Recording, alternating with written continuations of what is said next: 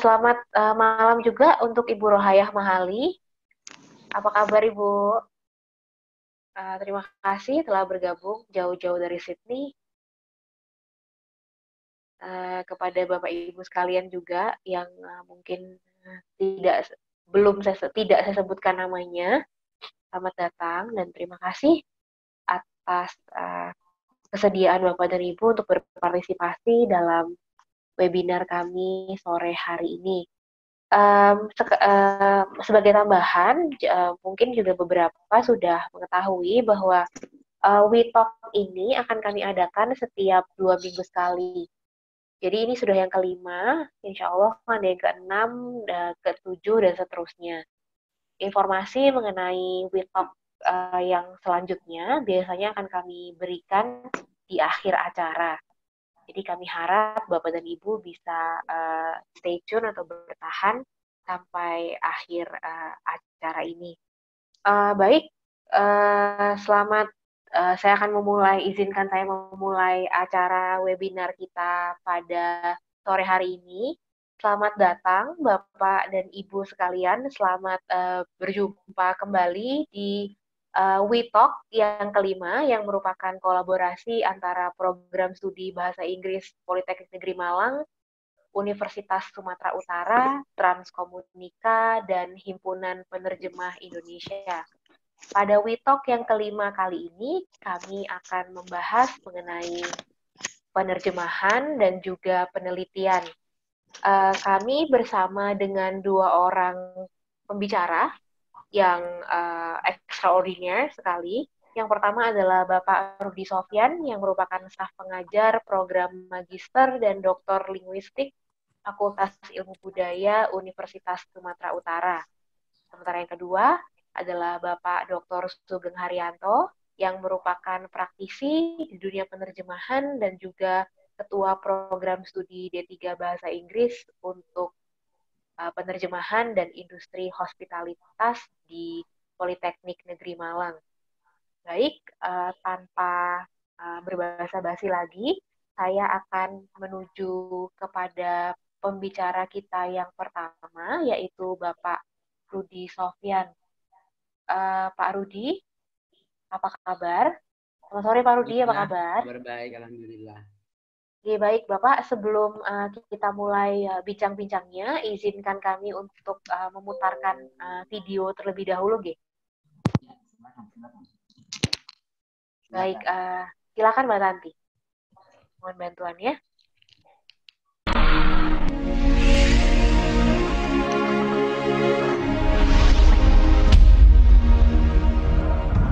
Medan, the capital city of North Sumatra province, is located in the heart of Sumatra Islands, with plenty of tourist destinations. The city has been very attractive for its business potential in trading and education sector. One of the prestigious educational institutions in Medan is University of Sumatra Utara. The oldest and the biggest public university outside Java that becomes the pride of the people in North Sumatra. University of Sumatra Utara was initiated by the establishment of University of Sumatra Utara Foundation on June 4th, 1952. University of Sumatra Utara is located on Jalan Dr. T. Mansur, Padang Bulan. USU campus is a green and shady area of approximately 120 hectares. The academic zone accommodates almost all lecturing and practicum activities of more than 50,000 students. In addition, USU also has 300 hectares of land in Kuala Bekala, Deli Serdang for developing the campus, and 551 hectares of land in the USU Experimental Garden, Tambunan A, Langkat, as the field laboratory.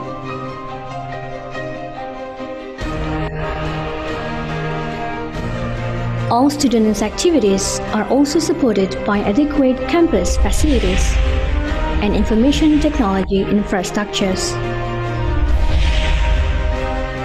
The learning system is also supported by the main library, which is one of the best libraries in Indonesia today. The main library provides varied collections of learning resources, both in printed and electronic forms. USU has laboratories used for lecturing activities, research, and community service for students, lecturers, and the public.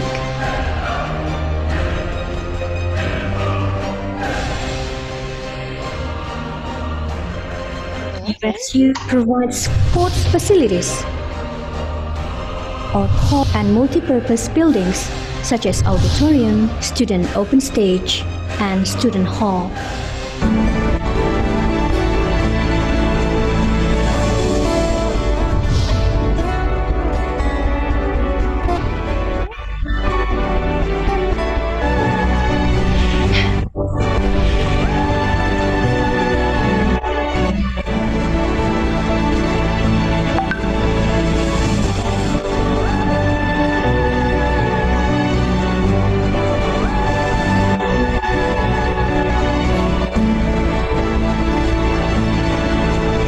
Oleh karena itu kami menghimbau pada masyarakat, mari bergabung dengan Universitas Sumatera Utara. University of Sumatra Utara is recognized as one of the leading universities in Southeast Asia, producing potential and highly competitive graduates with all the accomplishments achieved. To make the good name of the nation a pride for Indonesia.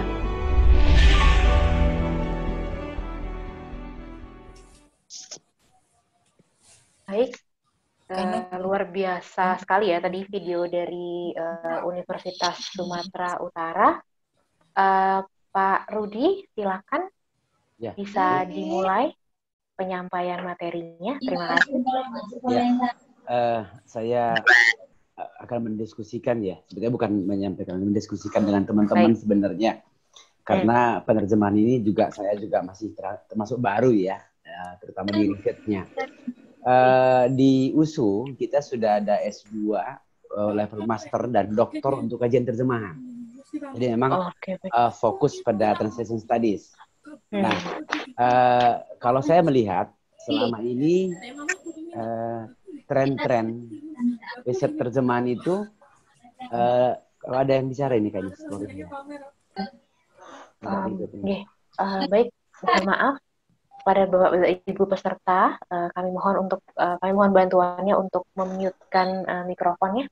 Baik, terima kasih. Ya, terima kasih. Jadi selama ini kan riset itu lebih banyak kepada meneliti kesalahan terjemahan, kemudian teknik dan segala macamnya itu ya, yang saya anggap sebenarnya tidak lagi dibutuhkan oleh para penerjemah profesi. Jadi risetnya itu hanya menjadi tertawaan para penerjemah dan hanya menjadi penghuni perpustakaan buku-bukunya gitu. Kenapa? Karena seolah-olah menurut saya ini pribadi ya, seolah-olah penerjemahan yang baik itu adalah yang dikerjakan oleh peneliti itu, karena dia meneliti yang salahnya mana, jeleknya mana. Mereka tidak pernah paham betapa kita dikejar-kejar oleh deadline, bahwa kadang-kadang kita mengambil keputusan mengambil kata itu juga sudah penuh pertimbangan. Ya, pertimbangan waktu kita untuk mempertimbangkan dan waktu mereka melakukan riset kan berbeda ya. Iya, betul. Itu yang selalu menjadi clashing. Sehingga saya pribadi mulai meninggalkan riset-riset berbasis produk. Karena menurut saya sudah selesai. Produk sudah jadi. Nah, tren sekarang itu lebih kepada proses. Ya, kalau kita proses itu, sekarang ada 2 parameter yang kita jajaki di proses ya. Pertama adalah bahwa proses sendiri pun berkembang. Bahkan sekarang sudah masuk time constraint. Bagaimana melakukan terjemahan dengan cepat karena klien nggak mau nunggu-nunggu gitu. Padahal deadline Pak ya.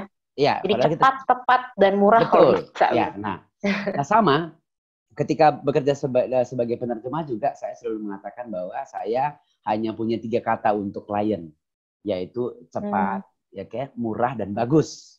Kalau mau bagus, tidak cepat dan tidak murah.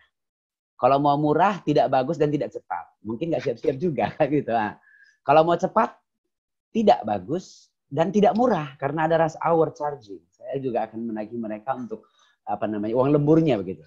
Jadi kalau mau bagus, tidak murah dan tidak cepat. Harus ada waktu yang cukup buat kita mengerjakan. Tapi klien tidak paham itu karena menurut klien itu proses terjemahan itu adalah proses menurut mereka itu adalah a simple mechanical process. Hanya proses mekanis simple, mengganti kata-kata dari bahasa Indonesia ke bahasa Inggris sebaliknya, dari satu bahasa ke bahasa lain, dan sangat mekanis, hanya menukar-nukar saja menurut mereka. Sedangkan kalau didalami lebih lanjut dengan riset, terjemahan itu adalah a complex mental process. Proses mental yang sangat kompleks di kepala kita, mencari padanan, memahami maknanya, dan segala macam. Jadi, kalau saya melihat, harus ada pergerakan nih. Dari orang awam dan para peneliti juga sebagian menganggap bahwa terjemahan adalah a simple mechanical process. Padahal setelah didalami, ternyata it is a complex mental process. Jadi paradigmanya memang harus dirubah begitu Pak betul, ya? Tidak tukar-tukar aja gitu. Iya, tidak hanya menukar-tukar. Bahkan kadang-kadang kita harus mencari konteksnya, mencari sesuaikan dengan budaya dan segala macamnya. Nah, dari sinilah maka saya tertarik meneliti tentang proses. Ya, dan dari proses itu saya lebih fokus pada quality assessment. Nah, quality assessment ini pun masih belum ini ya. Kalau saya lihat ketika ada 3 parameter, katakanlah 3 alat untuk menilai kualitas. Saya ujikan pada sebuah hasil terjemahan oleh 3 orang, itu 3-tiganya bisa beda hasilnya juga. Jadi memang ada 2 subjectivity ya, subjektivitas itu sangat tinggi dalam penilaian kualitas terjemahan. Dan sebagai rater ataupun penilai juga kita masih perlu riset untuk mengembangkan ini.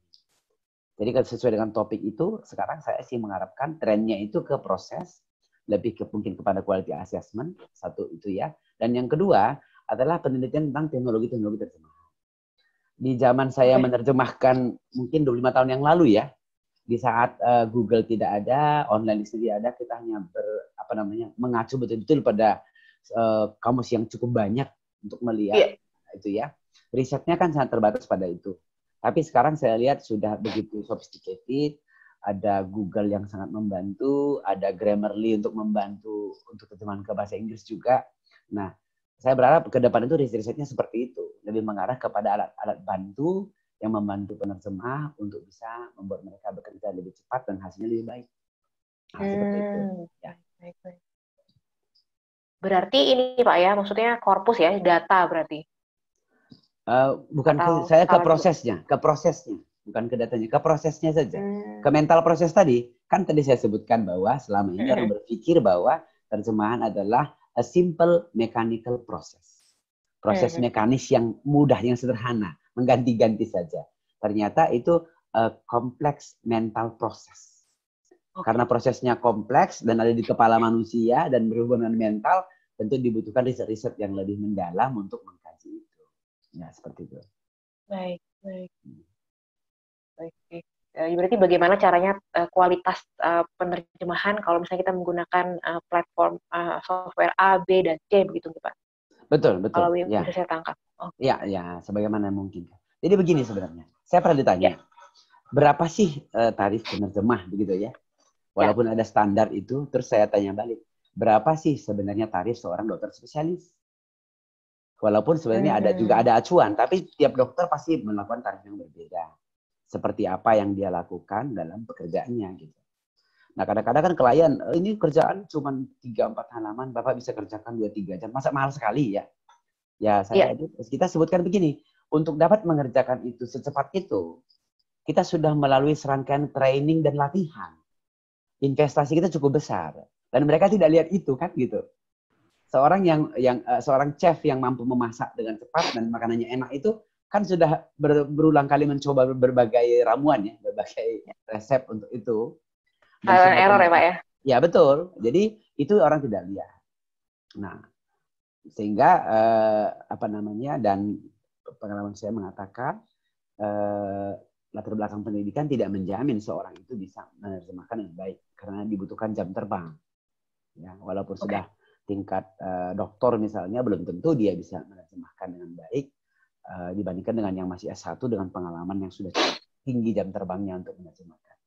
Apalagi bagi mereka yang biasa menerjemahkan dalam kelompok. Ya, pasti akan banyak sekali yang bisa dia bisa belajar ya. Proses-proses penerjemahan dalam kelompok itu kan sudah ada collective decision making. Sudah ada prosesnya. Jadi saya selalu menyarankan kalau memungkinkan penerjemah harus bekerja dalam kelompok. Seperti itu ya. Menarik nih Pak ya, maksudnya saya juga baru, mungkin karena saya masih baru kepada dunia penerjemahan juga, yaitu menerjemahkan dalam kelompok. Bisa Pak Rudi berikan penjelasan lebih lanjut mengenai ini? Nah, seperti ini. Dalam proses itu kita kenal satu istilah namanya second pair of eye. Kalau saya kalau saya yang misalnya yang menerjemahkan katakanlah 4 halaman, teman saya lagi sisanya misalnya 4 halaman, kita kemudian switch. Saya periksa dia, dan mereka juga periksa punya saya. Tapi nanti setelah kita selesai, kita berikan kepada orang lain untuk dibaca ulang. Setelah itu ya kita diskusi. Apa yang kurang ketika saya kerjakan. Kalau di zaman saya dulu ya, 25 tahun yang lalu, kita agak malu dan takut terjemah di bahasa orang. Takut ketahuan jeleknya gitu. Tapi sekarang justru kita udah lebih terbuka. Gitu. Karena mungkin kita stuck pada saat itu, kurang paham maknanya, kita mencoba, dan dikritik oleh orang lain, sehingga kita tidak masukkan. Seperti itu. Jadi berkelompok dia. Walaupun ya yang sudah berpengalaman dan jam terbang tinggi kadang-kadang jadi apa ya, kalau dapat partner yang agak-agak kurang kemampuannya bisa jadi gregetan juga. Tapi itu proses ya. Seperti itu. Berarti kalau penerjemah berkelompok tadi itu bisa dianalogikan dengan tugas dianalogikan dengan hubungan antara penerjemah dengan editor begitu Pak? Mungkin ya bisa. Tapi saya lebih kepada collective decision making tadi. Bahwa ketika memilih satu terminologi atau ini, dia jadi pemikirannya kolektif kan. Menerjemahkan juga decision making kan. Dibutuhkan kemampuan kita untuk memutuskan. Memilih kata yang tepat yang mana. Tapi kalau dia secara kolektif dibicarakan, mungkin ya itu lebih baik.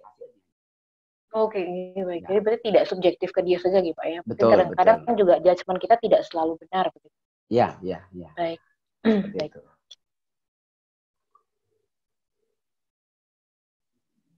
Oke. Nah, kita kembali ke penelitian lagi nih Pak dalam lingkup penerjemahan. Kebanyakan karena di Polinema itu kami konsentrasinya adalah penerjemahan dan industri hospitalitas gitu. Jadi anak-anak mahasiswa memang kami arahkan untuk mengerjakan tugas akhir, kalau tidak ke penerjemahan ya ke hospitalitas. Dan memang minat untuk ke penerjemahan cukup besar. Kira-kira bagaimana caranya untuk memilih topik begitu Pak? Karena kan salah satu memulai itu yang paling sulit, dan kadang-kadang anak-anak juga masih agak bingung untuk menentukan yang mana sih yang bisa diteliti begitu. Yang ini tidak, yang ini benar nggak, yang itu benar nggak? Gitu ya, oke. Nah, sering sekali mahasiswa itu meneliti dari judul orang. Mereka bergerak dari judul. Mereka kurang paham bahwa sebenarnya masalah penelitian berawal dari sebuah masalah. Ada masalah. Dari masalah ini kita mencoba mencari solusi ya.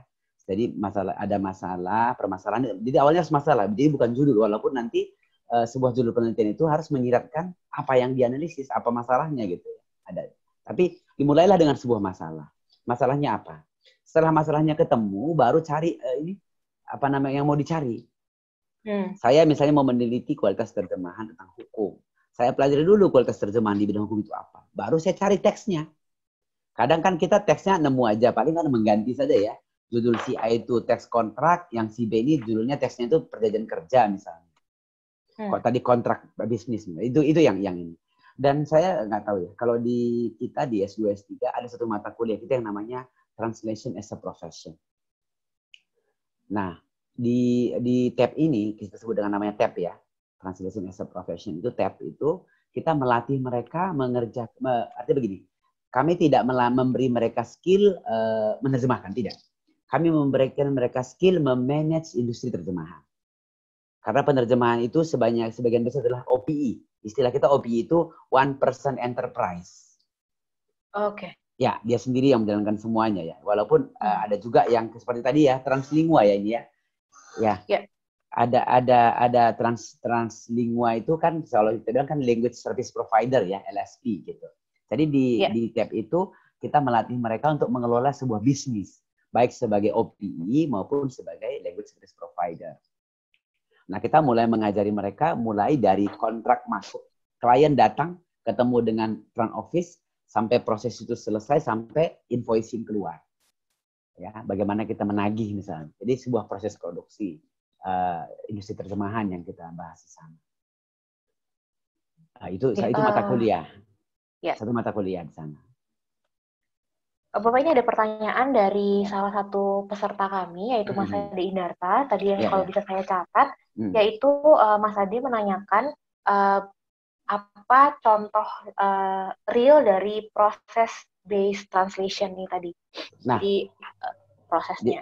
Jadi begini, kalau penelitian proses itu lebih mengarah kepada dua, kalau saya bilang sih dua sisi ya. Satu, kita mau meneliti proses penerjemahan seorang profesional yang bagus. Sehingga prosesnya itu bisa kita jadikan sebagai acuan ya untuk dikerjakan oleh, saya katakanlah, orang-orang yang mau mempelajari terjemahan. Satu lagi, kita bisa melakukan proses tadi kepada cara belajar cara belajar mahasiswa ataupun katakanlah trainee di bidang terjemahan itu. Ya, seperti itu dia. Artinya yang real misalnya kemarin kita mau membandingkan bagaimana kalau misalnya kan ada itu misalnya istilah budaya ya. Bagaimana istilah-istilah budaya diterjemahkan oleh profesional dan mahasiswa. Nah, itu dia. Nah, manfaatnya itu apa? Karena sekarang akan berkembang ini. Terjemahan yang dulu hanya merupakan satu mata kuliah pada Foreign Language Studies, sebentar lagi akan berkembang menjadi satu departemen atau jurusan atau prodi. Tentu bahkan berkembang ilmunya. Itu yang kita dibutuhkan terjemahan tadi. Seperti tadi Pak Ade bilang, prosesnya apa? Ya itu tadi, apa yang dilakukan. Misalnya penerjemah web ya, yang profesional, yang bagus terjemahnya. Kita mau lihat bagusnya di mana ini. Kita akan teliti dan kita akan periksa ketika dia menerjemahkan itu. Apa yang dia akses, apa yang dia lakukan, kapan dia mengganti kata, kenapa dia mengganti kata itu. Nah, itu akan kita patronkan menjadi satu skema sehingga bisa dipelajari oleh orang yang mau belajar menjadi penerjemah web misalnya. Itu yang contoh-contoh penelitiannya. Oke, nah ini dari Pak Adrianus mengatakan mata kuliah apa tadi ATP gitu Pak, TAP. Iya, TAP Translation as a Profession. Ya, jadi mata kuliah TAP ini menarik sekali tadi menurut Pak Adrianus. Beliau mengatakan bahwa berarti memang mahasiswa bisa belajar banyak sekali di mata kuliah. Betul. Jadi yang dipelajari bukan teknik menerjemahkannya karena ada mata kuliah lain. Di sini teknik memanage bisnisnya. Artinya karena kami punya kompetensi lulusan kami adalah menjadi seorang pelaku bisnis terjemahan, maka mereka mempelajari bisnisnya, membuat kontrak kerja, menghitung workload ya, merekrut penerjemah untuk bekerja, kemudian sistem manajemennya, bagaimana mencari klien. Nah, itu yang kita latih di sana. Baik, betul. Baik, rekan-rekan, Bapak Ibu, jika mungkin ada pertanyaan atau ada yang ingin disampaikan kepada Pak Rudi Sofyan, silakan. Ya. Dan menariknya, mata kuliah TAP itu hanya kuliahnya 4 kali di kelas. Oh, 12, gitu Pak? 12 kali itu magang di terjemahan. Jadi mereka mencari klien sendiri, menentukan sendiri ininya, dan kita pandu. Selesai magang, kita kasih sertifikat bahwa dia sudah menuntaskan satu mata kuliah itu lengkap dengan prakteknya. Jadi banyak mahasiswa yang tertarik untuk ikut. Oh iya. Nah, untuk mencari klien sendiri itu berarti dibantu atau memang pure sendiri gitu? Dibantu. Kan mereka kita magangkan di agensi. Kan mereka belajar sistemnya. Bahkan mereka kadang memberi saran dari teori dan dia lihat ini kayaknya agensinya perlu diperbaiki ininya. Nah, agensi juga mendapat manfaat dari program itu. Sistem arsip Bapak nggak kurang bagus ini Pak, yang perlu dibuat ini seperti ini. Gitu. Nah, ini Pak Taufik Afdal menyampaikan mengenai translation process research. Gitu. Ya. Pak Taufik, mungkin kira-kira ada yang ingin didiskusikan dengan Pak Rudi Sofyan atau yang disampaikan barangkali?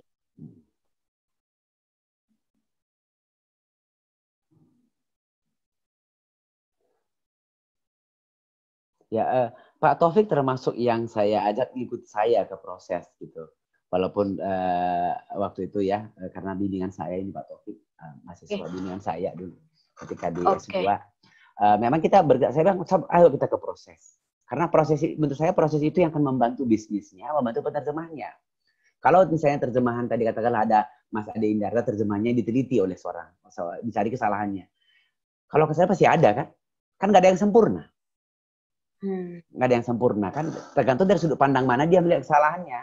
Jadi saya katakan ya coba kita hentikan itu, mari kita coba ke prosesnya. Mungkin Mas Ade itu kita perlu tahu bagaimana dia bekerja. Seperti apa mental proses yang terjadi pada Mas Ade sehingga pembelajar bisa ngikut. Oh ini loh proses yang dijalani oleh Mas Ade ketika mengerjakan. Ini yang membantu dia banyak. Ini prosesnya. Nah itu akan lebih memudahkan. Apalagi tadi kami ada mata kuliah TAP ya.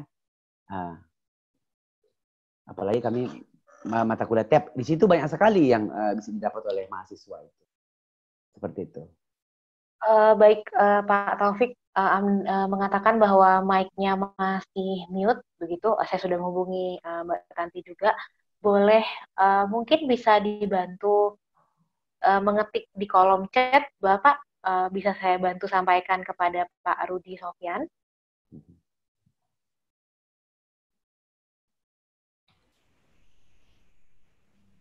Halo. Oke, ya, silakan halo. Bapak. Iya, halo. Halo Pak Rudi, apa kabar Pak? Alhamdulillah baik, Taufik. Iya. Ya. Jadi kebetulan kemarin ketika saya mengambil S2 di USU, Pak Rudi adalah salah satu dosen yang menyarankan untuk mengambil translation process research. Cuma pada waktu itu subjek penelitian saya tunggal, baru 1 orang, dan hasilnya pun masih minim gitu ya. Pak, apakah saat ini tahun 2020, karena penelitian saya kan tahun 2016, saat itu kita masih memakai Translog dan Camtasia. Nah, kira-kira tahun 2020 apakah ada software atau metode pengumpulan data lainnya Pak yang bisa merekam atau mengumpulkan data mengenai translators proses? Iya. Iya. Sependek pengetahuan saya ya, Translog masih cukup efektif kita gunakan. Hanya perekaman layarnya, screen recording dan keyloggingnya sudah banyak. Softwarenya sudah banyak. Camtasia cukup berat ya, sehingga laptopnya dalam riset itu sering hang. Harus laptop khusus. Tapi sekarang sudah banyak sekali software screen recording yang lebih mudah digunakan, lebih banyak. Sudah cukup canggih lah untuk ininya softwarenya. Tapi Translog masih kita gunakan. Oke, baik. Ini dari Pak Made Suta Paramarta, Bapak. Beliau menanyakan mengenai instrumen yang bisa digunakan untuk mengukur proses dalam proses based translation research tadi. Iya. Terima kasih Pak Made ya. Siapa ini Pak Made Suta Paramarta ya. Bagus ya, sekali betul. Pak pertanyaannya. Saya sendiri juga masih meragukan itu Pak. Karena gini, yang namanya mental itu kan black box Pak. Masih disebut black box, dia kotak hitam. Yang masih sulit untuk diungkapkan. Dan sering sekali riset-riset proses kita ini orangnya tahu dia di riset. Jadi cenderung melakukannya tidak seperti ketika dia bekerja sebagai penerjemah. Padahal kita sebenarnya ingin mencari data ketika dia bekerja sebagai penerjemah seperti itu. Contoh sederhana kemarin ada satu mahasiswa saya mau riset, kebetulan cari yang profesional, kemudian dikasih teks itu, dia juga mungkin mengerjakan setengah hati, sehingga hasilnya kurang bagus. Menurut saya sih ketika saya bahas hasilnya, dan saya lihat dia gimana biasa dia menerjemahkan, hasilnya itu kurang puas saya. Mungkin karena untuk riset ya, dia kerjakan sekenanya saja, sehingga banyak sekali kesalahannya. Kemudian mental proses tadi pun Pak susah diungkapkan. Karena kita hanya dengan kuesioner, hanya dengan bertanya, ya, hanya dengan apa yang dia kerjakan. Ketika misalnya dia memilih satu kata bisa, kemudian dia ganti menjadi dapat. Dia bisa lupa itu. Kenapa dia ganti jadi dapat dari bisa tadi. Nah itu yang agak susah masih mengukurnya. Tapi saya kira cognitive science bisa menjelaskan ini. Sayang sekali saya bukan ahlinya di bidang itu. Kalau dipelajari saya kira mungkin cognitive science bisa menjelaskan sedikit tentang untuk mengukurnya ini. Oke, baik. Ada. Nah, ini tadi Mas Adi Indata, Translog apa termasuk eye tracking ya, Pak? Tidak. Translog itu hanya keylogging, Mas Adi. Hanya kita mau merekam aktivitas keyboardnya saja. Kemudian dipandu dengan, kalau zaman dulu ya, zaman saya kuliah dulu, 25-30 tahun yang lalu, itu ketika mau meriset itu, penerjemahnya itu dikasih kamera dan mic. Jadi ketika ambil datanya itu, termasuk eye tracking, itu ada alatnya, dikasih, ya. Kemudian dia direkam dan dilihat videonya. Bayangkan kita memelototi video yang begitu lama ya. Jadi ke kamar mandi dia buka kamus itu kelihatan. Sekarang sudah lebih canggih karena Translog itu dia bisa merekam aktivitas keyboard. Nah selanjutnya ketika keyboardnya tidak disentuh, dia pegang mouse, kita kan mau merekam layarnya nih, baru kita pakai screen recording. Pada saat ini justru saya kira eye tracking tidak lagi efektif digunakan dalam proses. Kalau saya lihat dari yang saya baca, Translog itu dengan istilahnya kuesioner, kemudian rekaman layar sudah cukup merangkum dari yang kita butuhkan. Oke, baik. Apa ada pertanyaan atau tanggapan lagi? Sedikit ini dari riset saya di bidang terjemahan ya. Ini ada sedikit, saya sudah membuat sebuah buku ini, bukunya. Bisa kelihatan, nggak kelihatan ya bukunya? Ini judulnya tidak. Kelihatan tidak? Mohon maaf, tidak kelihatan Pak. Karena saya menggunakan ini. Atau mungkin bisa disampaikan saja? Ya, ini judul buku saya. Judul bukunya adalah Kajian Terjemahan, Panduan Praktik dan Penelitian Terjemahan. Jadi sebenarnya ini saya mau mencoba apa yang saya kerjakan dan pikirkan selama ini, saya tulis dalam sebuah buku. Kemudian teman saya juga ini, Dr. Rusdino Rosa, menambahkan bagaimana pendekatan sistem informasional linguistik pada terjemahan. Ya, itu kita sudah buat bukunya. Bukunya baru terbit 1 minggu. Nanti kalau ada yang berminat, boleh chat itu ya. Bisa di chat dan kita akan kirimkan ke alamat masing-masing. Ya, baru datang bukunya sudah selesai. Ini hanya pengalaman saya, Pak ya. Pengalaman saya, paper-paper saya di konferensi dan riset saya coba bukukan. Mungkin saya senang sekali jika ada yang bersedia membaca dan memberi masukan ini. Oke. Baik, Pak Ade akan saya kirimkan nanti buat Pak Ade. Bisa di chat nanti alamatnya saya kirimkan buat Pak Ade satu. Untuk rekan-rekan di Polinema yang mau nanti Mbak Maya nanti yang coding. Siapa yang pesan ya? Oh, iya baik Bapak. Ya. Oke. Nah, terus kemudian tadi berarti kalau misalnya berarti sebenarnya penelitian di dunia penerjemahan ini cukup ini juga Pak ya, maksud saya memang cukup sophisticated juga, banyak sekali yang harus disiapkan dan juga banyak sekali yang yang harus dibaca. Betul. Dan ya kita udah butuh alat ini.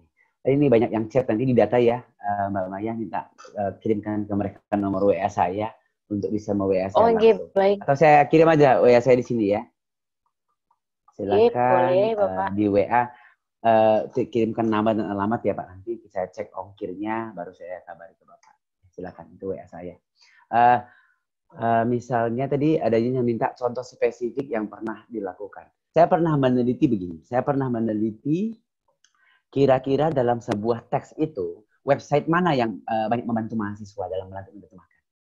Ya, saya pernah meneliti itu, sehingga dapatlah ada 4 website yang mereka membantu mereka itu dalam menerjemahkan. Termasuk Google Translate.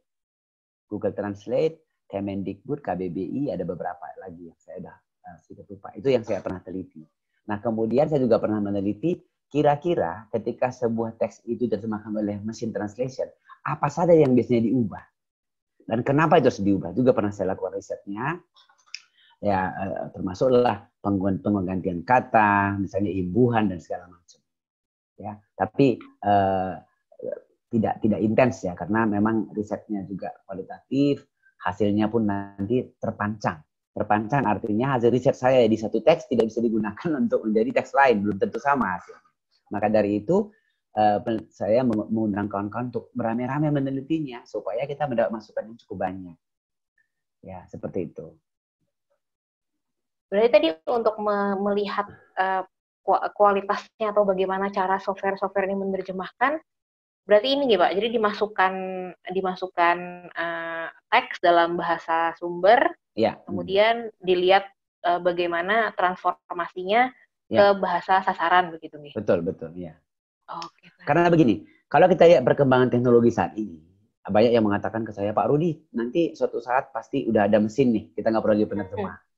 Katanya teks langsung masuk atau ngomong langsung berbicara. Saya bilang itu tidak akan terjadi karena masih dibutuhkan rasa manusia pada sebuah tuturan ya. Teks itu akan berisi emosi, jadi masih dibutuhkan manusia di sana untuk mengerjakannya.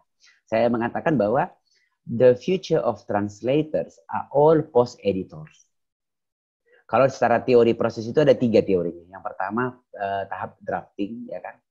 Ya drafting itulah sebelum fase 1 namanya, dia drafting, kemudian transferring, kemudian editing terakhir misalnya. Pada tahap itu drafting itu udah dikerjakan oleh ini sebagian, oleh mesin. Ya, kita hanya nanti tinggal mengedit saja. Jadi teksnya ada 1 paragraf, masukkan ke Google udah dapat paragrafnya. Kita hanya mengedit aja itu aja. Jadi nanti penerjemah itu semua menjadi post editor.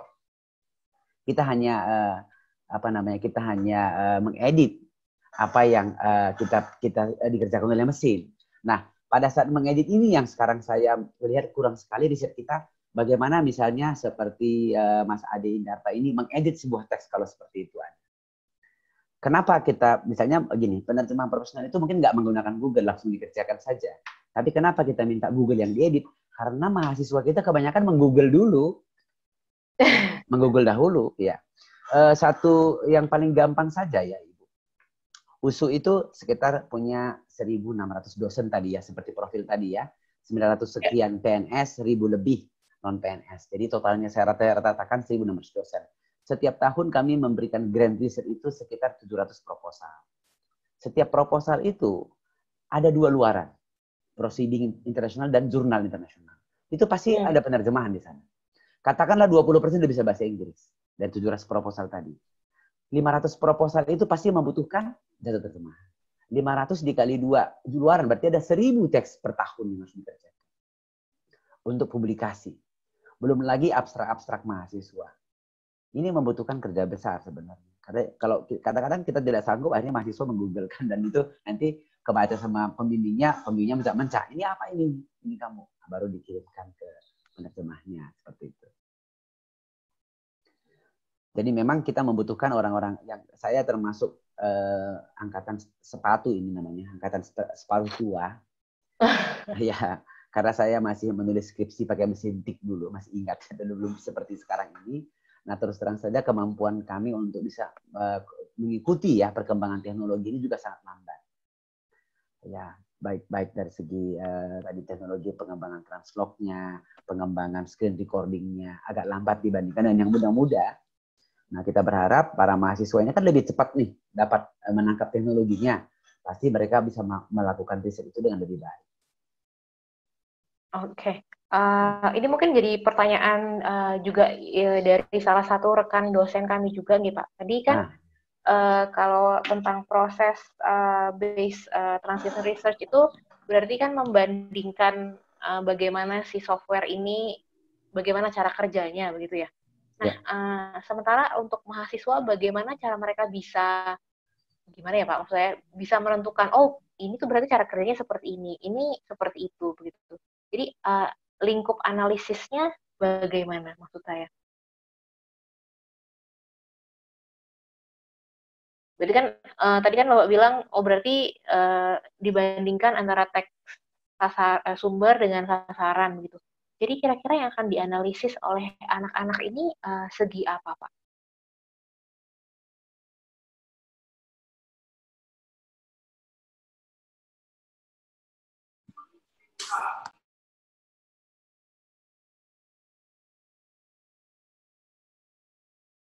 Halo. Tadi terputus ya. Oh ya, sudah Bapak, sudah kembali. Sudah, ya, oke, ya. Ya.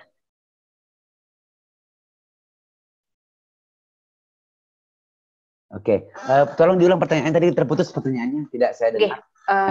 Jadi tadi kan dalam ini juga merupakan pertanyaan dari salah satu rekan dosen kami, begitu Pak. Nah, kalau dalam proses based translation ini, bagaimana cara melakukannya kalau kita sebagai yang meneliti? Tadi kan dari pemahaman saya ada teks sumber, ada teks sasaran, begitu. Kita masukkan di berbagai software dan kita lihat bagaimana transformasinya. Nah, kira-kira yang harus dilihat bukan seperti itu. Bukan seperti itu. Alat tadi seperti Translog, Camtasia itu kan alat merekamnya. Translation proses riset itu gini. Riset proses itu adalah Anda akan meriset ketika penerjemah mulai bekerja menerjemahkan sampai the last punctuation mark, sampai titik terakhir pada pekerjaan itu. Katakanlah dia mengerjakan 5 halaman, maka kita akan merekam prosesnya ketika pertama sekali dia mulai menekan keyboardnya sampai titik terakhir setelah dia selesai bekerja. Proses itu yang kita rekam. Kita rekam keyboardnya, kita rekam screen yang dia gunakan ketika menerjemahkan. Itu dia. Jadi alat-alat tadi bukan itu misalnya. Jadi yang kami lakukan seperti ini. Kami memodifikasi risetnya itu maksudnya tidak mengerjakan dari awal. Nah, jadi yang kami berikan ke mereka itu teks yang sudah diterjemahkan oleh Google. Kami minta mereka edit. Nah, seperti itu. Baik. Baik, Bapak. Baik, rekan-rekan, mungkin ada lagi pertanyaan untuk Pak Rudi Sofyan? Ya. Jadi begini, penerjemahan proses itu tidak menilai kualitas di akhir. Karena yang dinilai proses dia mengerjakan. Maka dari itu biasanya kita mengerjakannya itu hanya prosesnya, tidak teksnya. Teksnya kita anggap sudah bagus gitu. Nah, dari Mas Aldi Indarta ini Pak, kira-kira butuh berapa orang yang diteliti kalau menggunakan pendekatan seperti itu? Pak Ade, ada 2 masalah dalam penelitian proses yang sampai sekarang belum dipecahkan, tapi sudah dikerjakan gitu. Yang pertama adalah teks yang mana yang pantas diujikan dalam proses. Akhirnya kita kalau saya, karena saya sebagian di bidang faktual ya, maka saya mencari teks faktual. Kemarin teman saya, dia di bidang akademik, dia mencari teksnya itu dari Wikipedia yang diambil. Jadi teksnya pun jadi masalah. Teks yang mana yang cocok untuk dinilai, melihat proses yang baik itu. Yang kedua, berapa orang objeknya? Ada mengatakan 1 cukup, ada yang 4, ada yang sampai saat ini range orang itu antara 1 sampai 20, Pak. Ada yang pernah melakukan untuk 20 orang, 1 sampai 20. Tapi sebagian besar saya baca hanya 4 sampai 8 orang. Karena kalau sampai 20 orang, dia bekerja 3 jam, kita harus mencermati data 3 jam rekaman video, 3 jam rekaman ini untuk 8 orang. Itu justru sangat melelahkan kita untuk melihat itu. Jadi memang kalau proses itu tidak banyak responden. Antara 4 sampai 8 orang. Ini saya hanya menggunakan 1 sampai 4 orang responden. 1 sampai 4 orang. Oke, baik. Rekan-rekan, ada lagi yang ingin disampaikan kepada Pak Rudi Sofyan? Jika tidak, tadi seperti salah satu peserta juga menanyakan, biar nggak selesai sore-sore, mungkin akan saya lanjutkan ke pembicara kita yang kedua. Ya. Atau Pak Rudi, ada lagi kira-kira yang ingin disampaikan, Pak? Nggak, saya kira sudah cukup. Itu tadi sudah saya bagikan nomor WA. Rekan-rekan silakan WA saya. Kalau agak terlambat di respon, mohon maklum karena banyak sekali pesan yang masuk di WA. Saya akan kirimkan biaya dan ongkirnya ke alamat Bapak Ibu nanti untuk buku ini. Saya akan kirimkan via WA juga bagi yang memang agak repot mau yang soft file-nya, ketika ada saya akan kirimkan soft file. Oke, baik. Berarti rekan-rekan yang tertarik dengan buku dari Pak Rudi Sofyan, silakan menghubungi beliau via WhatsApp. Gitu.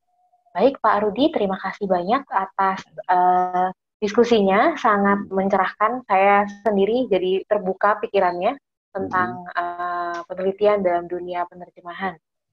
Oke, baik rekan-rekan sekalian. Saya masih mantau. Mohon maaf saya matikan ini ya videonya karena agak putus-putus ini, sinyalnya terganggu kalau saya pakai video. Ya. Baik, Bapak. Terima kasih. Oke, saya ke slide. Jadi kita sekarang ke pembicara yang kedua dulu, yaitu Pak Sugeng Haryanto. Assalamualaikum Bapak, selamat sore.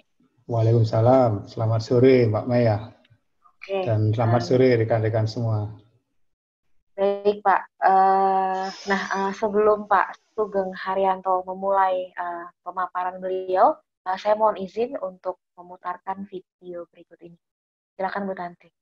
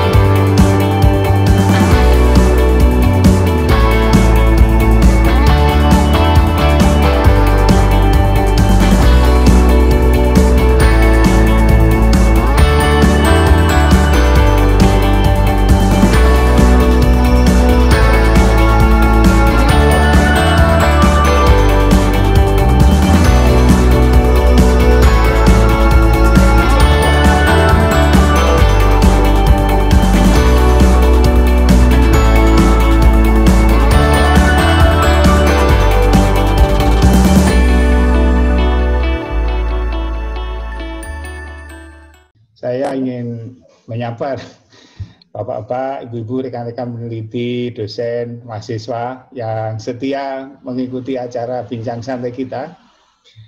Terima kasih telah berkenan mampir dan akan kita luaskan jaringan ini sehingga semua topik-topik dalam penerjemahan bisa tercover. Simak paparan Pak Rudi, saya sudah lupa kapan ketemu Pak Rudi itu dan di mana, apakah waktu di seminar di GL atau di mana. Tapi menyimak semua urian Pak Rudi itu memang sungguh-sungguh menginspirasi ya, seperti tadi. Kemudian saya tiba-tiba ingat, oh iya ya, tahun 2008 saya pernah memakai Translog dan Camtasia, tapi terus lupa setelah itu. Saat itu meneliti proses penerjemahan website. Nah, sekarang diingatkan lagi, mungkin Bu Maya kita bisa melakukan penelitian-penelitian semacam itu di prodi kita. Baik. Kemudian untuk menjawab pertanyaan Mbak Maya, pertanyaan tadi kan apa bedanya antara penelitian biasa dan penelitian practitioner research begitu ya. Tadi di awal sajiannya Pak Rudi menyampaikan bahwa agak shocking juga ya yang tidak mengenal Pak Rudi, bahwa kebanyakan penelitian kita itu hanya menjadi penghuni rak dan kurang bermanfaat untuk praktek ya, bagaimana menghasilkan terjemahan yang baik begitu. Nah, karena dilakukan biasanya oleh akademisi murni, barangkali cara pandangnya terhadap apakah itu proses, apakah produk atau apa, itu dibimbing oleh bacaan. Apa sih sebenarnya practitioner research? Dari sini kata practitioner, kita tahu bahwa ini adalah research yang dilakukan oleh praktisi, professional practitioner di bidangnya. Di bidang apa saja. Jadi peneliti itu adalah professional practitioner. Bisa juga sebagai both, ya, idealnya sebagai both practitioner dan juga akademisi. Sebentar ya, saya tunjukkan. Oke.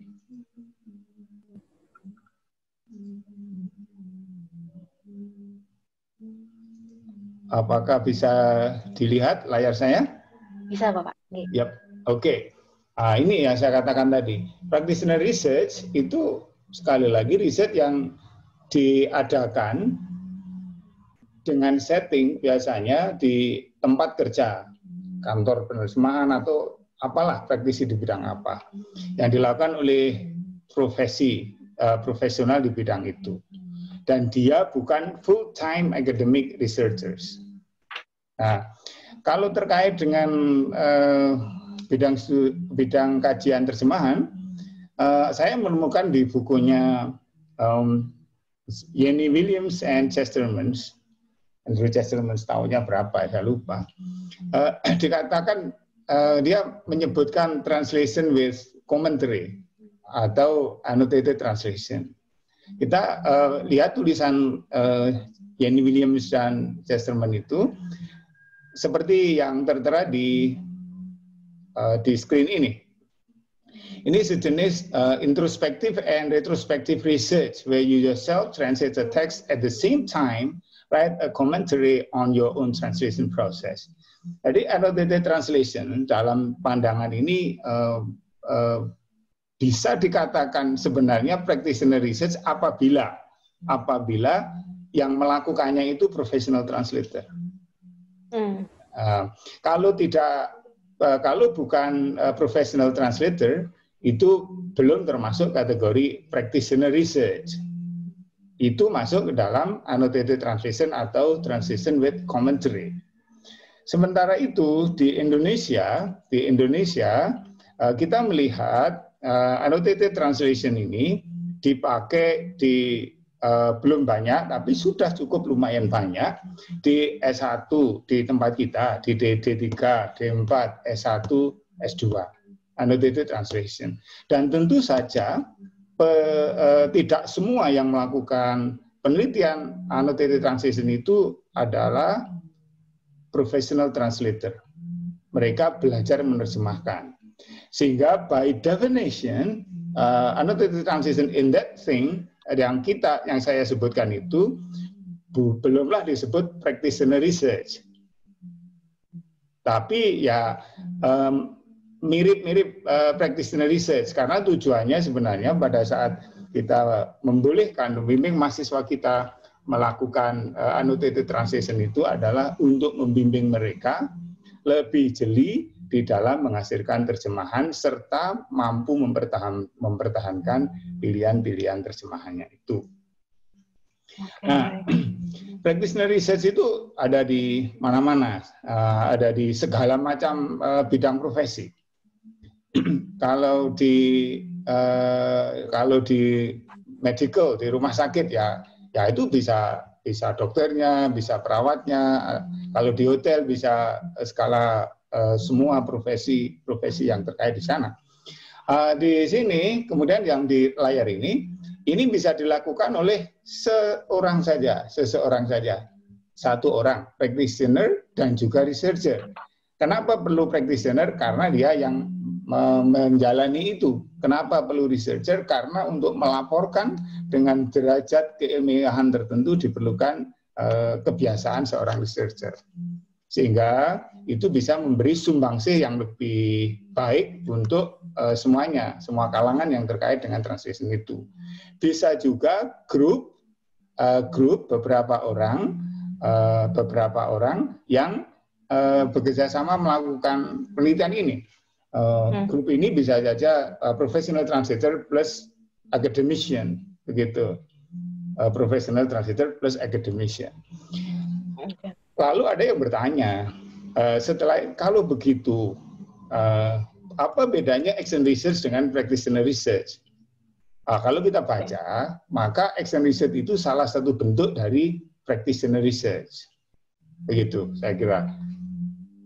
Silakan kalau ada pertanyaan lagi, kalau tidak saya lanjutkan slide-nya.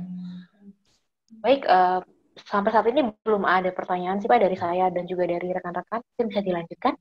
Oke, saya lanjutkan slide ke berikutnya. It is typically carried out for the purpose of advancing the practice. Jadi memang untuk meningkatkan praktis di dalam bidang itu. Nah, sekarang kita coba ke berikutnya. Ini saya skip ya, apa sumbangannya ini saya skip. Practitioner research mempunyai dua kategori. Di tempat kerja tadi, seperti evaluasi proses penerjemahan atau apa yang diperlukan pada saat kita menerjemahkan dan sebagainya. Kemudian yang kedua, ini bisa untuk memenuhi persyaratan yang lebih tinggi, yaitu master degrees and PhDs. Dan saya sudah sebutkan tadi di Indonesia annotated translation itu dipakai untuk itu. Nah, ini sudah, yang ini sudah saya kira. Kemudian, saya ke annotated translation. Kalau rekan-rekan sudah pernah membaca bukunya Almana, bukunya saya sebetulnya agak lupa, diterbitkan oleh Routledge, dan itu tentang annotated translation. Nah, yang disebut annotated translation itu adalah translation with notes. Notes tentang apa? Masalah-masalah yang dihadapi translators pada saat dia menerjemahkan teks yang dihadapinya. Jadi masalah sebenarnya masalah dan penyelesaian. Kemudian laporannya report on the analysis of the problem based on the theory. Nanti di slide belakang ada bagaimana contohnya. Report on how the problem is solved. Dan juga report ini dibuat melalui retrospective approach. Pada saat kita membaca artikel jurnal, laporan tentang annotated translation, dan juga tesis atau skripsi tentang annotated translation, dan kita buka chapter 3, biasanya itu miskin sekali. Maksudnya bahasan di chapter 3 itu sangat tipis lah, mungkin 1 halaman atau 1,5 halaman. Karena biasanya, bukan biasanya, dari yang pernah saya baca itu ada yang tidak paham sebenarnya. Di situ disebutkan qualitative approach. Ya, boleh qualitative approach, tapi tidak dijelaskan kenapa. Kemudian yang kedua ditulis menggunakan retrospective method atau approach dan introspective method atau approach. Ngopi dari Jenny Williams dan Andrew Chesterman tadi. Tapi tidak disertai keterangan apa yang dimaksud retrospective approach dan introspective approach. Dan memang saya juga belum menemukan buku yang cukup komprehensif membahas tentang hal ini. Sebenarnya apa dan kapan ada introspective approach itu, dan kapan ada retrospective approach itu. Nanti pada saat kita bicara tentang caranya kita akan lihat atau saya contohkan sekalian ya untuk hal ini. Ini saya buka contoh pekerjaan mahasiswa misalnya ini. Worksheet satunya, worksheet pekerjaan mahasiswa. Sebentar. Ini worksheet pekerjaan salah satu mahasiswa kita. Di dalam ini misalnya, mahasiswa ini mengerjakan annotated translation untuk buku teks kedokteran, buku teks kedokteran berbahasa Indonesia, terbitkan oleh FKUI, dipakai oleh Unibro, dan karena ada international class untuk medical science di UB atau Unibrow, maka dia inisiasi untuk membuat annotated translation buku tersebut. Misalnya ini asli, ini teks sumber, teks asal, ini teks hasilnya, teks sasaran atau teks tujuan. Nah, dia menerjemah, dan kemudian kan menerjemahkan, membaca dan menerjemahkan. Maka pada saat dia menemukan kesulitan, begini. Ini juga tidak ada sumbernya, tapi saya mengatakan kepada mahasiswa saya, masalah apa yang bisa diidentifikasi. Ada 2 kategori masalah. masalah pertama adalah masalah understanding. Dan yang kedua, masalah transfer. Kalau kita mengacu pada model penerjemahannya Nader, Larson itu kan ada analysis atau understanding, ada transfer, ada restructuring. Ya. Ada juga, tapi transfer dan restructuring itu akan sulit dibedakan. Oleh karena itu ada orang yang membagi dua saja, yaitu deverbalization dan verbalization. Nah, intinya itulah. Yang satu masalah pemahaman dan yang kedua masalah transfer. Nah, pada misalnya begini, pada saat terjemahkan ditemukan jenis-jenis kuman baru, sifat-sifat yang baru dari kuman dan jenis infeksi yang keras kepala atau yang tidak mau sembuh semuanya. Ini merupakan bukti bahwa kuman-kuman tadi mampu mengadaptasi diri terhadap lingkungannya yang baru. Oke, pada saat membaca ini tahu semua, tapi pada saat mau menerjemahkan ke sini terantuk di keras kepala. Nah, pada saat dia memikirkan jalan keluarnya, maka sampailah ke kronik ini. Nah, pada saat itulah kemudian dia kasih footnote ke bawah ini, footnote ini salah satu cara saja, footnote ke bawah ini, dia introspeksi diri. Ini menggunakan introspective approach atau introspective method. Apa yang tadi saya pikirkan tentang masalah ini dan bagaimana saya mencari solusi. Nah, ini yang introspektif ini. 1 lembar, 2 lembar, 3 lembar, ini semua terdiri atas kalimat-kalimat yang diterjemahkan. Dan ini sudah disorting, sudah dipilah, hanya yang mengandung masalah saja. Nah, ini belum laporan. Pada saat menulis laporan, ini mungkin semuanya dilaporkan, mungkin tidak. Nah, pada saat menulis laporan itulah yang mereka menggunakan retrospective method atau approach. Jadi ada dua-duanya dipakai. Pada saat membuat notasi menggunakan introspective method, kalau untuk membuat laporan tadi menggunakan retrospective itu, begitu. Pak, kalau begitu, apakah teksnya ini berasal dari satu sumber yang sama, nih? Satu teks saja. Buku. Oke, satu teks saja, satu buku begitu. Satu buku lebih baik. Kan begini, di dalam melakukan penelitian kita tahu ada batas waktu dan lain sebagainya ya. Kalau satu buku itu lebih baik lagi karena utuh sekali yang bisa disampaikan, dilaporkan prosesnya tadi. Kita masih bicara proses yang sama dengan yang dibicarakan Pak Rudi. Pak Rudi menangkapnya dari peralatan yang canggih-canggih dan kita secara tradisional bertanya, kamu tadi ngapain gitu. Begitu. Oke, ya. Baik. Berarti harus satu teks gitu ya Pak ya. Nah, ini dari Mas Ade, ada standar tidak Pak untuk satu teks itu yang harus dilaporkan berapa? Tidak ada. Ya, tidak ada yang harus dilaporkan dalam satu teks itu, tidak ada. Kan ini sebenarnya qualitative research ya, sampel atau jumlah subjek yang kita teliti itu sampai berapa, sampai jenuhnya, sampai kita tidak menemukan fenomena baru. Kalau kita memakai pemikiran qualitative research. Tapi karena keterbatasan waktu barangkali bisa mungkin setengah novel atau apa itu sudah cukup mewakili. Mungkin sepertiga sudah cukup. Mungkin Mbak Dina bisa kasih hint atau wawasan sampai seberapa persen dari menerjemahkan novel itu yang kira-kira sudah kita, saya tahu ini masalahnya dan harus bagaimana, barangkali nanti bisa share. Oke, begitu Pak.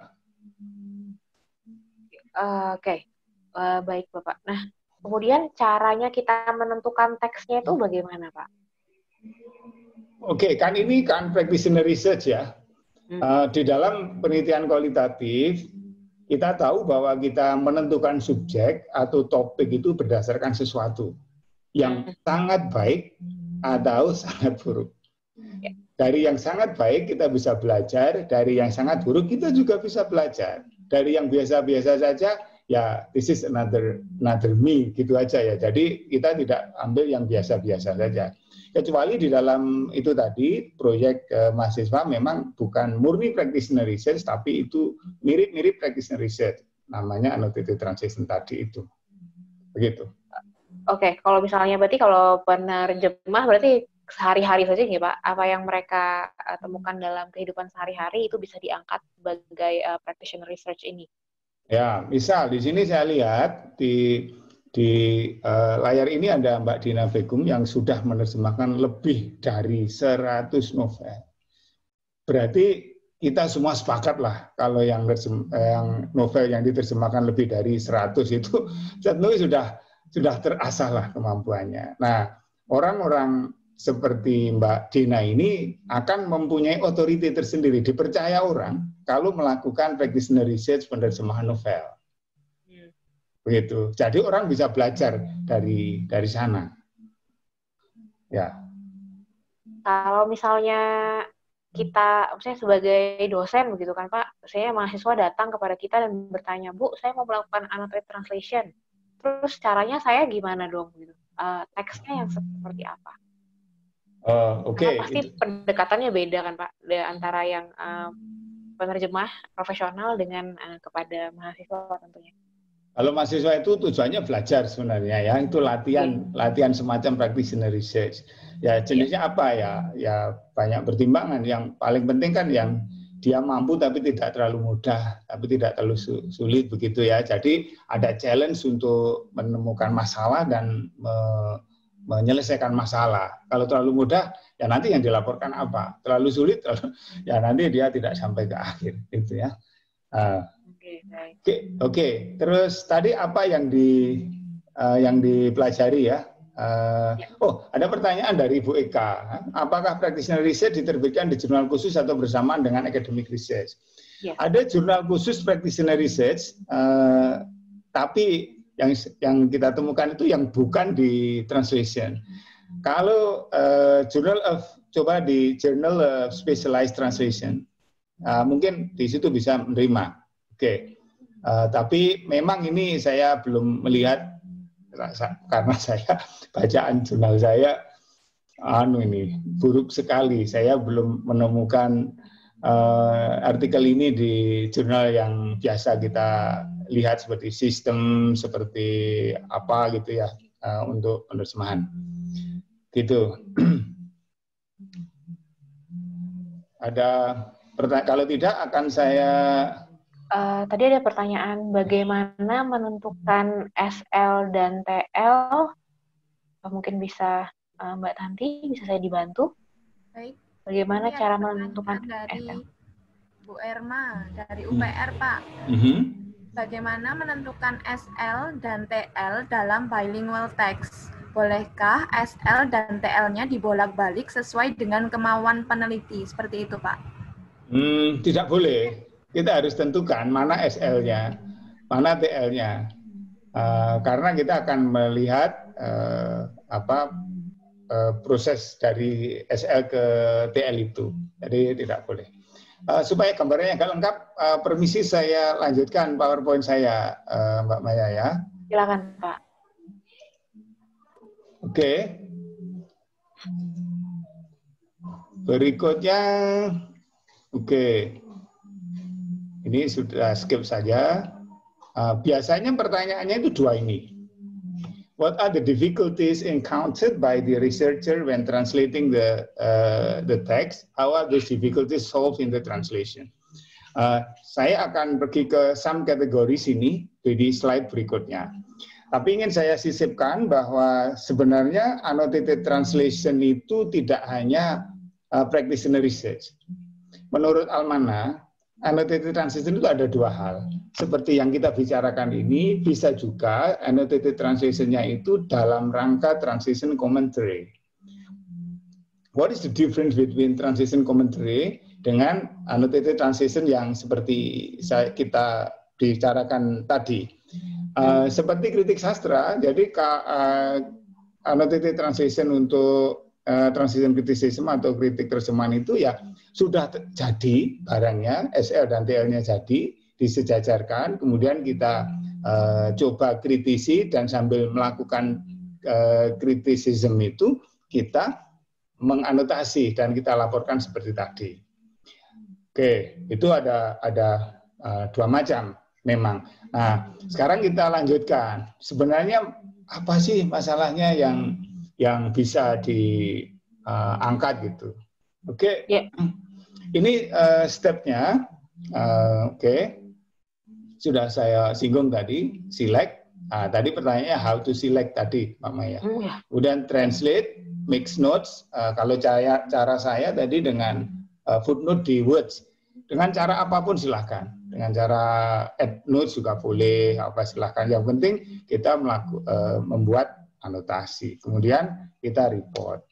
Nah, apa yang bisa dicari, diangkat di dalam penelitian annotated translation, misalnya ya, Bu Maya atau rekan-rekan dosen, ini kan akademisi barangkali begitu. Kemudian di dekat rumahnya ada penerjemah profesional. Nah, itu tadi bisa membentuk satu grup peneliti, satunya professional translators, satunya academician. Nah, ini bisa bekerja sama untuk membuat penelitian ini. Begitu. Kalau tadi mikir, saya kan bukan translator ya, bukan praktisi. Saya bagaimana caranya begitu. Jadi mirip action research.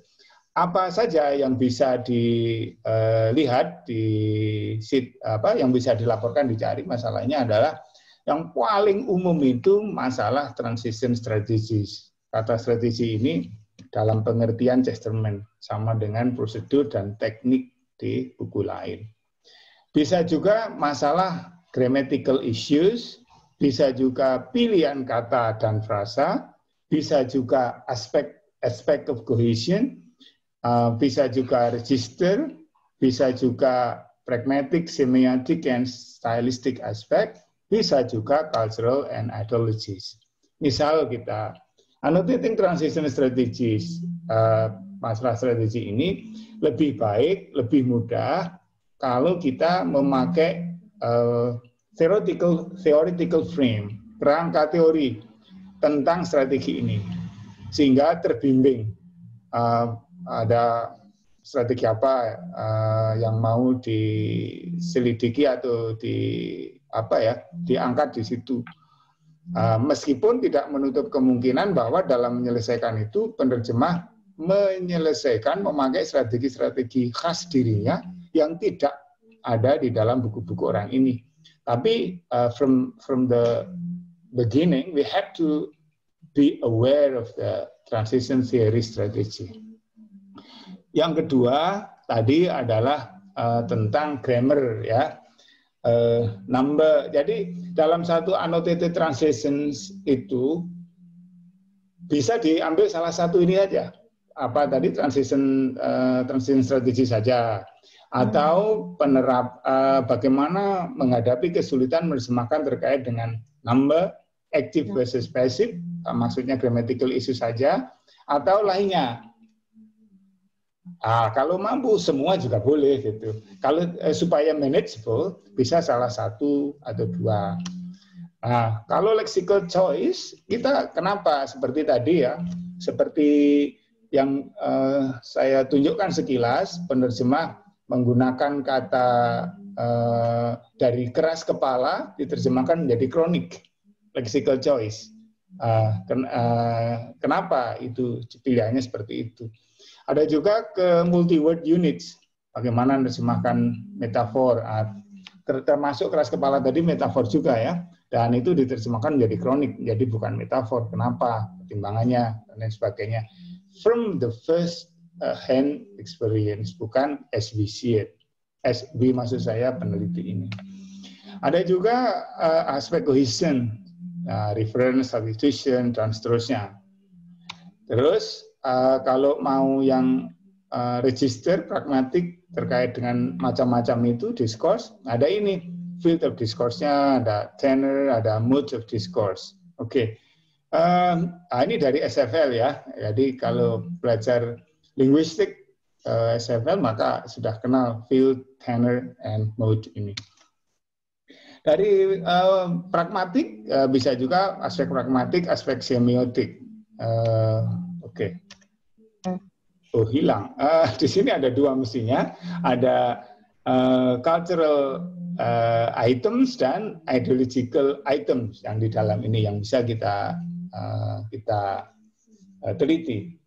Misalnya cultural item. Kalau menurut Newmark ada berapa itu? Saya lupa. 6 atau berapa? Kalau menurut Kuncauroningrat itu ada 7 atau 9, saya juga lupa. Nah, kita memilih theoretical framework sebelum kita memulai. Oke, ini tadi yang ada bertanya tentang ini. Jurnalnya. Ya, jurnal ya. Ini kebanyakan di teaching. Ini yang ada ini di teaching, Journal of Research and Science Teaching. Yang ini biasa menerbitkan hasil practitioner research. Oke, saya kira begitu, Pak Maya. Mungkin ada pertanyaan tadi Pak dari peserta kita mengenai cara menilai. Mbak Tanti mungkin bisa dibantu Bapak atau Ibu yang bertanya mengenai cara menilai atau menganalisis. Ini ada pertanyaan dari Bu Nur Saptaningsi. Itu bertanya tentang dalam penelitian terhadap annotated translation, siapa sajakah yang berperan dalam menilai atau menyikapi atau mengomentari, mengkritisi, dan kemudian memberikan masukan terhadap hasil terjemahan, Pak? Apakah diperlukan peran kolaboratif, yakni peneliti sendiri dan pihak writer lain? Seperti itu. Ya, saya bedakan ya. Annotated translation untuk proyeknya mahasiswa kita, dan annotated translation untuk betul-betul practitioner research. Tapi sebenarnya mirip juga. Pada saat kita membimbing skripsi mahasiswa kita, yang itu skripsinya annotated translation, sebenarnya itu kan kolaborasi riset kita dan riset mahasiswa. Kita sebagai akademisi dan mahasiswa itu sebagai praktisinya, pura-puranya begitu. Tapi karena masih dalam rangka belajar itu, maka kita tahu yang memberikan komentar itu siapa? Kita. Jadi pembimbingnya itu. Bagaimana kalau practitioner research-nya itu benar-benar practitioner research? Tadi ada dua kategori yang dilakukan oleh praktisi sendirian praktisi itu. Siapa yang mengomentari, siapa yang menilai, menyikapi, ya dia sendiri. Oleh karena itu dia harus bisa berfungsi sebagai researcher juga, yang bisa objectively judge the situation dan kemudian melihat situasi tidak hanya dari dirinya sendiri. Kalau itu grup, satu practitioner, satunya itu akademisi, nah itu menjadi kerja dua orang, ya, kerja dua orang.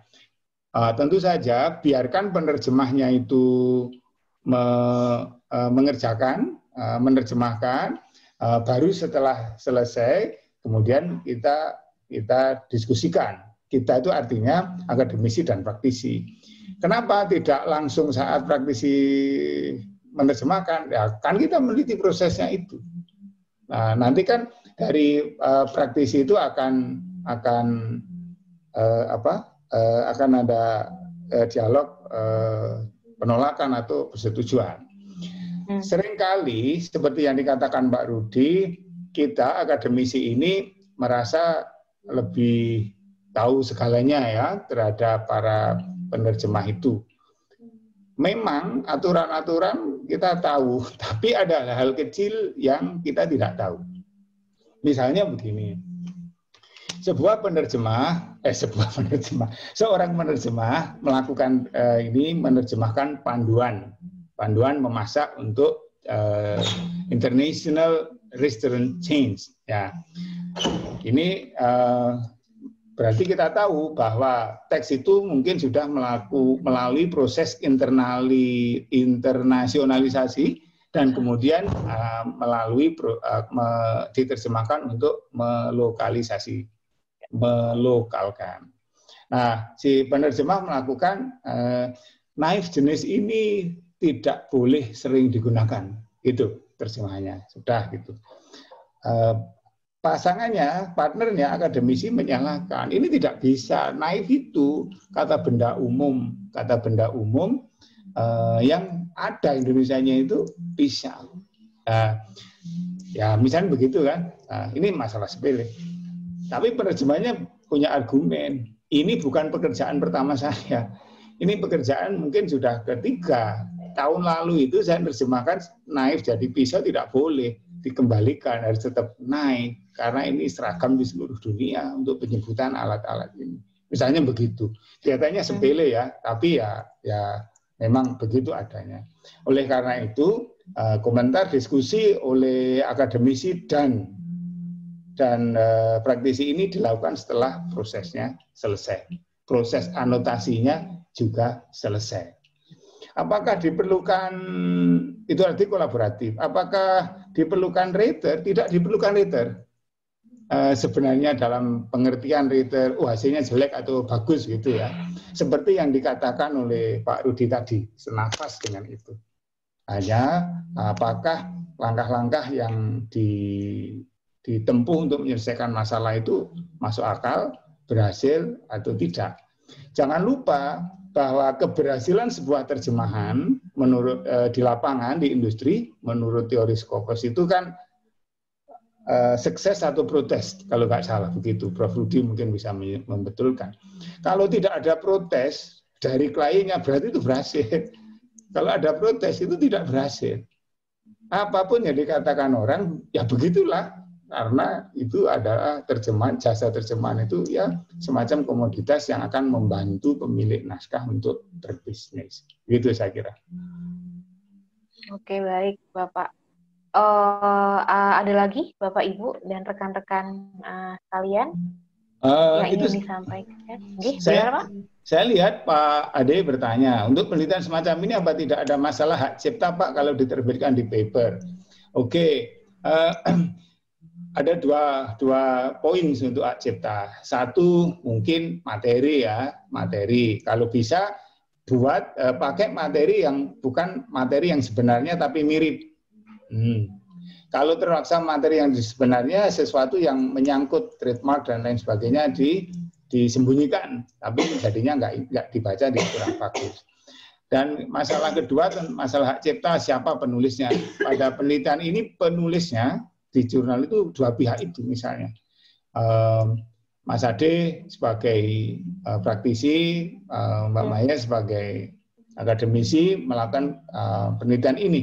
Maka penelitinya dua itu, penulisnya dua itu. Yap, begitu. Oke, baik. Baik Bapak Ibu, mengenai tadi sepertinya memang banyak sekali yang tertarik dengan buku dari Pak Rudi Sofyan. Kalau misalnya tadi sudah dibagikan oleh Mbak Tanti, namun jika Bapak Ibu mengalami kesulitan mengaksesnya, silakan menghubungi saya melalui WhatsApp. Nomor WhatsApp saya ada di flyer sebagai narah hubung. Nanti akan saya bantu untuk memberikan file lunak dari buku Pak Rudi untuk Bapak dan Ibu sekalian. Mbak Tanti, masih ada pertanyaan lagi? Ada pertanyaan dari saya, Mas Sugeng. Oh, gitu. Silakan Pak Rudi. Silakan Prof. Assalamualaikum warahmatullahi wabarakatuh. Waalaikumsalam warahmatullahi wabarakatuh. Maaf terlambat masuknya, masih ada agenda tadi. Ini bagus sekali. Saya kira hal baru untuk saya, sama tentang practitionership ya, Pak Sugeng. Mungkin Pak Sugeng sudah terbiasa. Kalau dalam konteks di kampus sih itu memang masuk ke kualitatif ya, bisa kategori applied atau tadi action research ya, atau case study secara umum ya. Untuk lebih memperkuat pegangan atau bahkan nanti mungkin dipakai oleh kami juga anak-anak di kampus, itu ada bukunya khusus tidak Pak Sugeng tentang practitioner research yang bisa dirujuk? Terima kasih. Yang practitioner research saya tidak paham betul, tidak hafal, tapi itu banyak didiskusikan di pengajaran, Prof. Jadi insya Allah ada. Kalau yang di translation, annotated translation ini tekniknya itu ada di Almana, itu Roulette Transition Studies, transition annotated transition kalau nggak salah gitu. Itu jawaban saya. Saya sendiri yang di bidang non transition kurang begitu memahami, dan saya hanya berupaya mengkategorikan annotated transition itu sebagai practitioner research, sehingga orang-orang di luar kajian terjemahan itu tidak merasa aneh, apa ini annotated transition. Dan saya berusaha mengkategorikannya menjadi practitioner research. Begitu, Bro. Ya. Karena di beberapa buku penelitian belum terdeteksi ya. Iya, betul. Istilah itu atau apa jenis penelitian itu. Mungkin Pak Sugeng bisa meramu menjadi sebuah buku nanti untuk kami itu kan, itu lebih bagus itu. Mungkin bersama Prof. Rudi Hartono, biar saya naik pangkat ini, sudah lama nggak naik pangkat. Ya, insya Allah. Dikenalkan kepada. Iya. Ya. Baik, terima kasih Pak.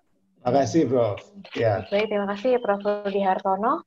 Baik, Bapak, Ibu, dan rekan-rekan sekalian, jika tidak ada pertanyaan atau hal-hal lebih lanjut untuk didiskusikan, mengingat waktu juga, maka saya akan mengakhiri diskusi kita pada sore hari ini. Untuk memberikan informasi, seperti yang telah saya sampaikan. Oh, mohon maaf. Ini ada dari Bu Erma, bolehkah membandingkan antara human translator dengan machine translator, katanya Pak? Boleh saja. Boleh saja. Iya, boleh saja, tapi kan jelas apa theoretical framework-nya apa dan tujuannya apa gitu. Ya, misalnya begini, saya ingin membandingkan hasil penerjemah jempolan dengan the newest neural machine translation, misalnya. Ya, the newest neural machine translation, boleh saja. Jadi tujuan dari terjemahan itu adalah sejauh mana mesin penerjemah yang sedang diteliti itu bisa meniru cara berpikir manusia. Misalnya begitu. Bisa dilihat dari hasil perbandingan tadi. Yang penting theoretical background-nya, theoretical framework-nya jelas, itu nanti tujuannya bisa jelas itu. Tapi kalau tanpa pemahaman seperti itu, nanti jadi clueless kita, perbandingan kita. Hanya mengatakan nanti, oh ini berbeda, ini salahnya di sini, salahnya di sini. Sehingga kurang bermanfaat bagi pihak pengembang mesin translation dan bagi kita sendiri. Ya ada sih kalau bagi penerjemah untuk yang post editing tadi. Tapi informasinya kurang dalam. Begitu. Oke, baik. Nah, Bapak Ibu, mohon maaf karena memang waktunya juga sudah gimana. Tapi ini ada penting ini dari Mas Ade. Kalau ada akademisi yang mencari praktisi untuk berkolaborasi dalam penelitian semacam ini, saya mau. Ya, Pak Ade saya daftar juga. Nanti bisa 5 orang atau berapa kan lebih ramai dan lebih kuat nanti datanya. Tadi Bu Nur Saptaningsih juga sudah bilang, oh iya Pak, saya siap menyambut katanya. Jadi Bapak Ibu yang mencari rekan berkolaborasi, silahkan memperhatikan chat box di Zoom-nya, siapa tahu bisa berkolaborasi begitu. Nah, seperti yang sudah saya sampaikan di depan di awal acara tadi, bahwa acara ini kami adakan 2 mingguan, yaitu setiap 2 minggu sekali. Nah, untuk WeTalk ke-6 insya Allah minggu depan nggih Pak, kira-kira? 2 minggu lagi. Oh nggih, baik. Iya, untuk WeTalk yang ke-6, Bapak Ibu, akan kami laksanakan 2 minggu lagi, yang berarti sekitar tanggal 29 Agustus. Dan topiknya adalah rencananya penerjemahan lintas bidang gitu Pak ya? Baik Bapak Ibu, jadi pada tanggal 29 Agustus 2020, kami Program Studi Bahasa Inggris Politeknik Negeri Malang, bekerja sama dengan Transkomunika dan juga Himpunan Penerjemah Indonesia, akan mengadakan WeTalk yang ke-6, yang kali ini topiknya adalah penerjemahan lintas bidang, dan akan ada pembicara yang pertama adalah ini Mbak Santi mau share skrip. Pembicara yang pertama adalah Pak Indra Listio, dari beliau adalah Ketua HPI, dan yang kedua adalah Bapak Ardian Wahyu Setiawan, PhD, dari Prosemantik dan juga dari Politeknik Negeri Malang, dan tentunya Pak Sugeng Haryanto dari Politeknik Negeri Malang. Baik, Bapak Ibu, saya mengucapkan terima kasih sekali atas partisipasi dari Bapak dan Ibu sore hari ini. Terima kasih juga kepada Pak Zubaidi, Sekretaris Jurusan Administrasi Niaga Politeknik Negeri Malang. Saya juga mengucapkan terima kasih kepada perwakilan dari Politeknik Negeri Padang dan juga Universitas Negeri Surabaya yang menyaksikan melalui Facebook. PNJ juga. Ada juga PNJ Politeknik Bandung juga ada. Iya, dari Polban juga, ada dari Bahtera, ya. Ada dari Palangkaraya juga. Pak Yerli juga, Pak. Iya, Bu. Bapak Yerli dapat salam dari Pak Yerli. Oh, oke. Surabaya, ya. Dari Polban, dari Polban, dari Surabaya. Baik, akhir kata saya mewakili segenap panitia mengucapkan terima kasih banyak dan mohon maaf atas kesalahan dan kekhilafan dan kekurangan kami untuk melayani Bapak dan Ibu peserta. Terima kasih banyak. Sampai berjumpa lagi di WeTalk yang ke-6, 29 Agustus 2020. Terima kasih.